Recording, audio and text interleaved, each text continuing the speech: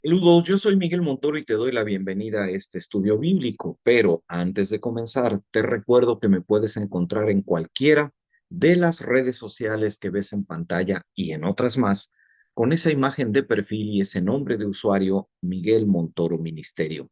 Por favor, suscríbete, dale me gusta a los contenidos y compártelos para que puedan ser de bendición a un mayor número de personas. Nuestro estudio es el estudio número 4 de la serie Mundo Carismático, donde estamos analizando todas las cosas que suceden alrededor de ese movimiento al que se le suele llamar un nuevo renovar en el Espíritu Santo. ¿Qué tan ciertas son estas manifestaciones y qué tan basadas en la Biblia están? Eso, eso lo estamos respondiendo con estos estudios. El tema número 4 se titula ¿Qué es el bautizo del Espíritu Santo? Porque es la experiencia, se argumenta, del bautizo del Espíritu Santo, lo que prácticamente marca el inicio a toda una serie de fenómenos milagrosos y revelatorios dentro del mundo carismático. Pero, ¿qué es lo que la origina? ¿Qué es el bautizo del Espíritu Santo? Y como la Biblia lo enseña, es como se está creyendo o como se está practicando, vamos a analizarlo. Partamos de definir el significado de la palabra bautizo. En el Nuevo Testamento existen tres palabras, tres formas diferentes en las cuales se nos habla del bautizo. Pero a pesar de ser tres formas diferentes y tres palabras distintas, todas estas tres palabras están relacionadas con una idea que aparece en tu pantalla, con la idea de algo que es enteramente mojado, por lo que decir que el bautizo significa sumergir, cubrir completamente con agua, es un significado muy adecuado. Ahora, es muy importante entender que en la Biblia, en la mayor parte de los pasajes donde aparece la palabra bautizo, como acabas de ver que aparece en tu pantalla, esta palabra viene relacionada con la idea de algo que se une con algo. Así que el bautizo del Espíritu Santo tiene que ser algo que me sumerge completamente y me hace entrar en relación o en unión con algo. ¿Existe en la Biblia algún versículo que nos enseñe con qué nos une el Espíritu Santo, en donde nos sumerge el Espíritu Santo? La respuesta es afirmativa. Y ese pasaje que aparece en tu pantalla es la primera carta de Pablo a los Corintios, capítulo 12, versículo 13, a donde dice, porque por un solo espíritu, esto es importante, porque por la acción del Dios Espíritu, todos somos sumergidos para unirnos en un solo cuerpo. No importa si somos judíos, no importa si somos griegos, no importa si somos esclavos, no importa si somos libres, todos recibimos la misma porción del Espíritu Santo. Con esta información, yo te comparto esta definición de lo que es el bautizo del Espíritu Santo.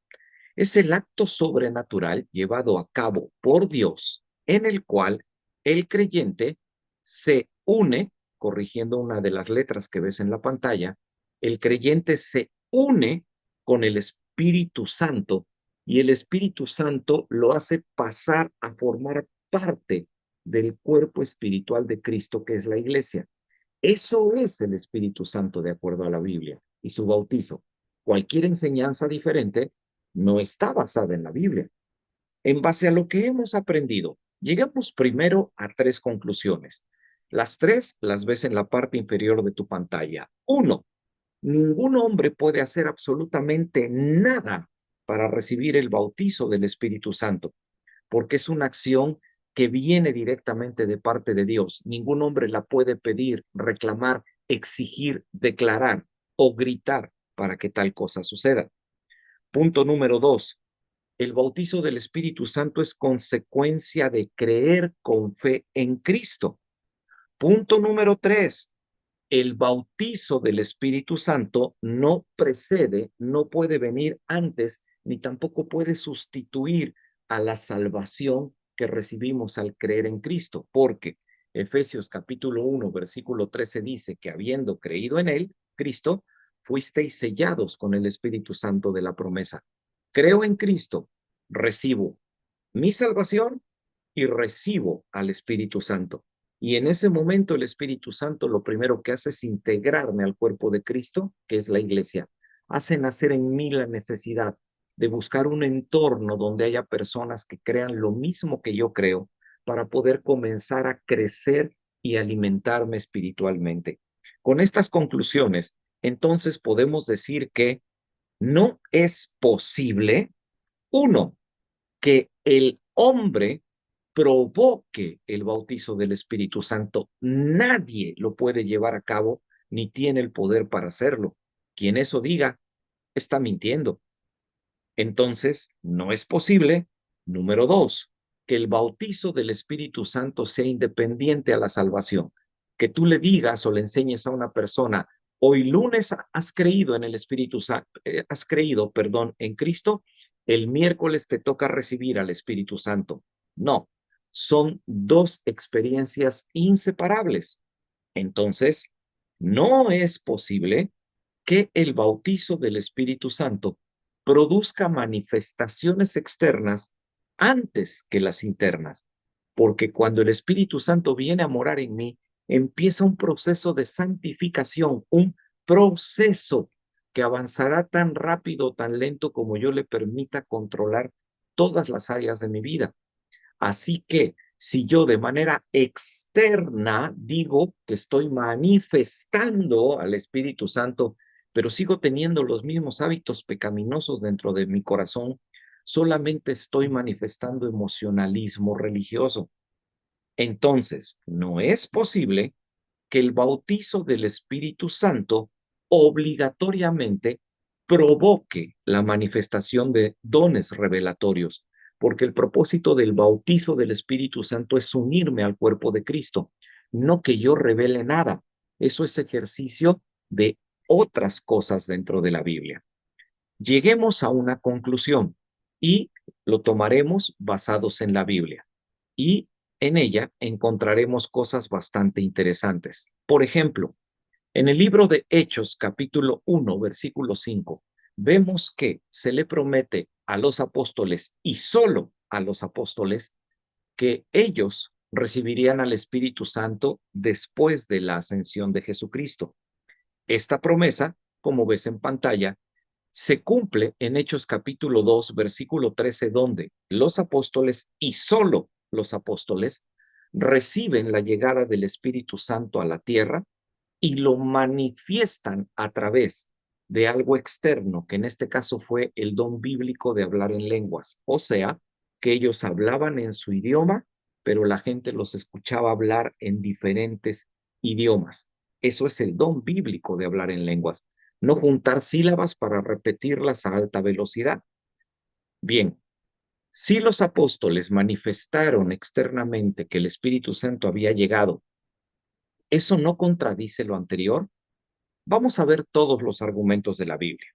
Ahora, vamos a observar con detalle lo que sucede después de que los apóstoles reciben al Espíritu Santo que llega a la tierra para quedarse. La Biblia dice en Hechos capítulo 2, versículo 38, que el apóstol Pedro lanzó un mensaje evangelístico y ese mensaje convirtió a 5,000 personas. Sí, 5,000 personas aceptaron a Jesucristo. Escucha, pero ninguna de las 5,000 personas, ninguna, habló en lenguas que no conocía, en idiomas que no había aprendido, y sobre ninguna de esas 5,000 personas el Espíritu Santo descendió en forma de una lengua de fuego. Si después lees el libro de Hechos y ves y analizas la conversión de Saulo de Tarso, cuando a Ananías le cura la ceguera y él recibe a Cristo, bien, jamás una lengua de fuego vino sobre el apóstol Pablo, ni empezó a hablar en idiomas que no conocía. Sigamos adelante de nuestra conclusión. ¿Qué tenemos que decir sobre las manifestaciones visibles y cómo tenemos que entender esto? Muy simple. En la Biblia hay dos y solo dos ocasiones en que el bautizo del Espíritu Santo que llegó junto con la salvación provocó manifestaciones externas. ¿Cuáles son esos únicos dos casos? Los que estás viendo en pantalla. El primero, ya lo mencionamos, Pentecostés.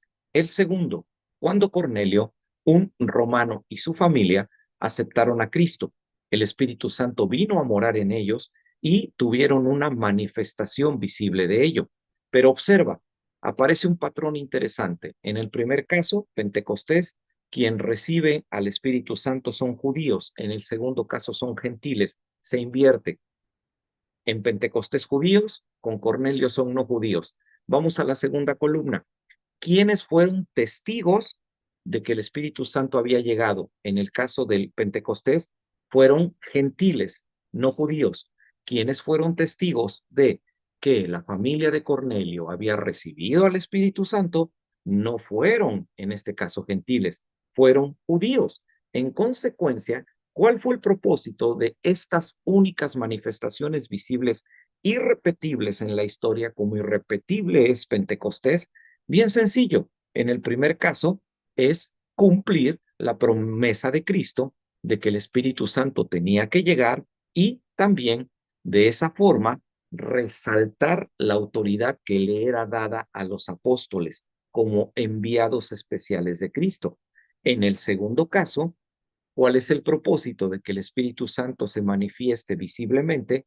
El corroborar que en realidad gente no judía se había convertido, para que quedara claro que lo mismo que habían recibido los judíos es lo mismo que recibían los no judíos, porque ya todos somos una misma, sola y única persona ante los ojos de Dios a través de Jesucristo. No es casualidad que el apóstol Pedro, cuando observa las manifestaciones externas del bautizo del Espíritu Santo que experimentó Cornelio y su familia, Pedro dice, ahora entiendo que Dios no hace acepción de personas. Pedro entendió cuál era el propósito. El propósito de el Espíritu Santo es unir a toda la gente en un solo cuerpo, una gran familia espiritual universal, que es el cristianismo. El propósito del bautizo del Espíritu Santo no es dar manifestaciones externas o hacer que la gente grite o se tire al suelo. Así que debemos de tener mucho cuidado y no confundir la verdadera manifestación del accionar del Espíritu Santo con el emocionalismo religioso o con la costumbre de simplemente repetir las cosas que otros hacen o simplemente hacer lo que me dicen que tengo que hacer sin razonar lo que estoy haciendo.